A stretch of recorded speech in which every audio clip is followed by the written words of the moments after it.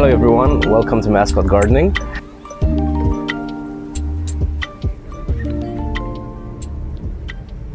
And today we're going to talk about tomatoes. First of all, let's talk about the different types of tomatoes that we have. So we have the indeterminate ones. These are really tall. They grow upwards of 2 meters, maybe a bit higher than that.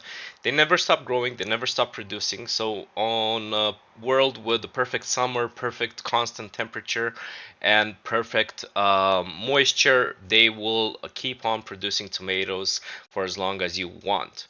We have semi-determinate. These are the medium ones. They grow upwards to around 1 meter in height. They do stop producing tomatoes at some point. And then you have the determinate ones that are perfect for container gardening. They're perfect for patios or balconies or even on your kitchen counter. They will stop producing, so they have a predetermined amount of tomatoes at the beginning of the seasons, and once they fruit the final tomato, then that's it. Some of the tomatoes that we have planted, we've started from seeds, actually quite a lot more varieties than this, but this is what we finally ended up planting. For the indeterminate ones, and a lot of people online will tell you that these are not suited for balcony growing. They need full-on sun. They need support system like trellises or some type of rope system that you'll be able to hang on the roof of a greenhouse. They need a lot of space. They need a lot of water, and a balcony just isn't suited for that. So we have 4 types of these: Red Riding Hood, Black Cherries, Sweet Baby, and Chirolas. Semi-determinate, the medium ones, we have 3 of them, and these are all heirloom tomatoes from the US: Black Seaman, New Big Dwarf, and Alaska. And then we have the bushy ones. So we have quite a lot of variety here. We have a local variety called Mascot, where our channel name comes from, the Tumbling Tom. So this is supposed to be a weeping tomato, meaning that when you put it into the container, it's going to kind of weep or trail on the sides of the pot that you have for them. We have Malignac Rodic, a local one that actually does not produce cherry tomatoes, but really big slicers. So we're really looking forward to see how this performs. Balcony Red, this is a tiny bushy type. I'm quite curious to see how this looks like. Malignac, again, not a cherry tomato. And then Bajaja or Bajaja. I'm not exactly sure how to pronounce this. I haven't looked where this tomato is coming from, but so far this tomato actually has been the most prolific on our balcony. Now we have looked at heights, so we have tall, medium, and bushy. I have also taken into consideration days to harvest, because height, this is important when you're trying to plan how many tomatoes you're going to plant and where are you going to plant them, depending on the type of space you have available. But for me, it's also really important to understand when am I going to eat the first tomatoes of the summer. So I've tried to pick varieties that will start blooming, fruiting, flowering very fast, and they're going to give you quite a lot of tomatoes at the beginning of summer. And then some types of tomatoes that are going to start producing towards the end of the summer, and hopefully with this strategy in mind, we're going to be able to get maybe 2-3 months of tomatoes all the way to the end of November. Now, some of these varieties, as you can see, they're indeterminate. So it means like something like Chirola, they're going to start giving us tomatoes maybe in August, but then it means that as long as it's warm outside and the temperature is actually quite good for them, it's not going to stop producing. Whereas something like as the Balcony Red, we're going to get tomatoes in July from them, but at some point in August, it's just going to start producing. So we can just either replace it, plant some flowers instead, or at the same time, just kind of give up on it. Okay, so now let's just take a look on how we're planting some of our strawberries, and then let's take a look again at the tomatoes that we have. Okay, let me show you the bigger pot that we have. It looks like this, and it has a fake bottom. Now, there's already quite a lot of holes inside, so it means the water is not going to get trapped in. But I think what this does, this fake bottom, I was thinking maybe the roots are going to go through the holes and they're going to find the water. But I think what this will help is basically the rot at the bottom, right? So if there's too much water at the bottom, and then if there's soil next to it, that soil might turn into like swampy, kind of mud-like type of soil, and that's not necessarily good for what we're trying to achieve here. So we're going to keep the fake bottom. We're going to move all of them. We had 10 in total. One of them didn't make it, so I guess we're going to go 4 and 5 in the other one. We're gonna use normal potting mix. I don't have any vermiculite, I don't have any coconut briskets, so we're just gonna use normal potting mix, and let's see how it goes. Okay, so I want to show you exactly what I mean about the roots and the fact that they were grown in a hydroponic system. Now you can see I can easily just pull it out. There's absolutely no resistance from the soil. And you can also tell, I think the strawberries were in this pot maybe for 3 days, 4 days, but you can clearly see there's absolutely no soil sticking to the roots. You can see the roots as well very clearly. They're all bundled together, and the fact that they're so long, it means they had absolutely no resistance. A plant normally, when it has to grow into soil, it has to power through the soil and find and go deep. Because this was grown in water, it had absolutely no resistance. So that means the roots could grow as long as they wanted. So it's super easy to transplant. You could just pull it out. If you want to keep some of the soil, you can keep it. If not, put the soil in the other pot, and then you just put it inside. As you saw, one of them died, so we'll see if this transplanting is going to work, but we have so many, I don't think it's just going to be fine. All right, let's see what we have in terms of tomatoes. So this is what we've seeded. I think it was close to a month ago. As you know, we started a bit late.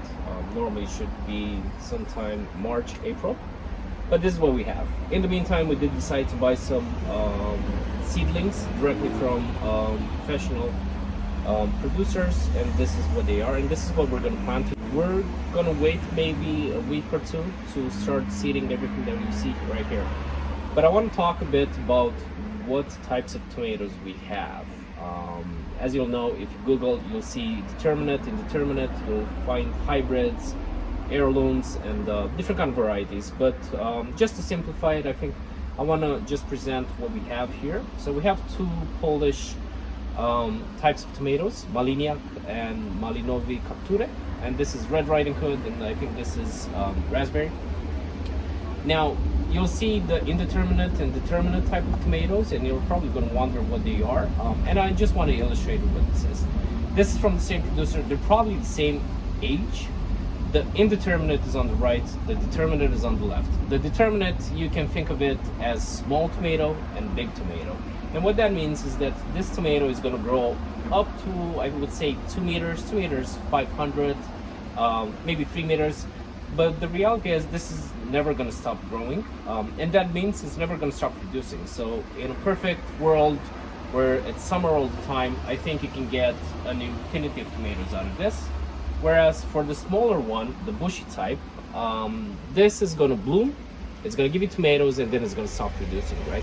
That's it for the summer. Now, if you're wondering what you can expect from a bushy, determinate type of tomato, we bought a fully fledged one, and this is pretty much the maximum it's going to grow, so around 30 centimeters. As you can see, this one already has tomatoes. One of them is starting to ripen. But this is pretty much what you're going to be able to expect in terms of height and in terms of weight, right?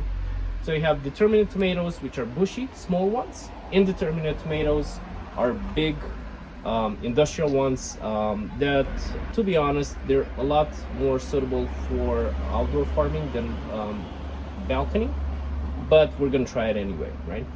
I want to show you also some of the smaller ones that we have, because this one right here, we also started it from a seed, and it's right here, you can see it. This one right here, it's right next to it, Maliniak. So we have a mix of indeterminate tomatoes, the tomatoes that grow really tall, and bushy tomatoes that grow really small. You'll see we kind of made a few mistakes with how we seeded them, mainly because this is the first time we've done it. So we threw a bunch of seeds inside. Normally when you're seeding, you should probably just stick to one seed per tray, and then you're gonna have one tomato plant. I think we have some here, look at this, just a beautiful one tomato growing, and then it's gonna be a lot easier to transplant it. The reason why you shouldn't stack so many next to each other, it's because it diminishes the harvest, the yield out of the tomato. But one thing that I do want to point out is that even though this comes from a professional grower that we bought, they actually did send us 2 of them, so that this is actually quite encouraging. What we do plan on doing, initially we thought we're probably going to try and split them apart, I don't think it's going to be possible. I think we're going to lose a lot of plants that way. So we're just going to YOLO it. We're going to plant what we have, where we planted, and we're going to have more than one plant. If it's going to impact our harvest, it is what it is. We're still going to get something out of it. If you're wondering how this is all gonna fit, I made some really short drawings just to map out how we're gonna be planting them. We have 4 big containers. The diameter of these containers is around 30 to 40 centimeters, so I think we can get away with quite a lot of plants. Of course, this is an experiment, so we're gonna find out at the end of the summer if some of our assumptions were good or not. Each of the containers gets one indeterminate tomato and then quite a lot of the bushy ones.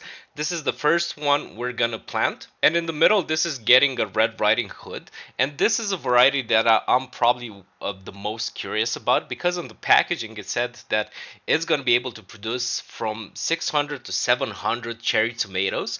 So this sounds like it's gonna be probably the most prolific tomato variety that we have. This is our second container with the black cherry indeterminate tomato in the middle, a few of the mascots and the bachachas.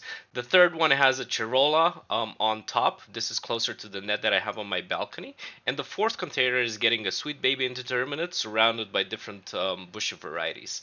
And to further illustrate what we're trying to do, in the middle or at the edge of the container, we're going to have an indeterminate variety. This will grow to 2 meters tall, maybe a bit taller.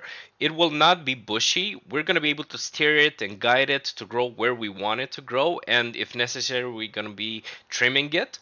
And we're going to surround this with bushy varieties of tomatoes that are going to be more leaf heavy, but in such a way that hopefully the sunlight will actually get in equal amounts to all of them.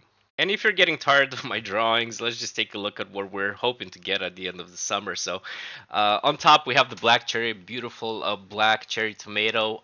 We have the Red Riding Hood. This is how it looks. It's called Malinowy Kapturek in Polish.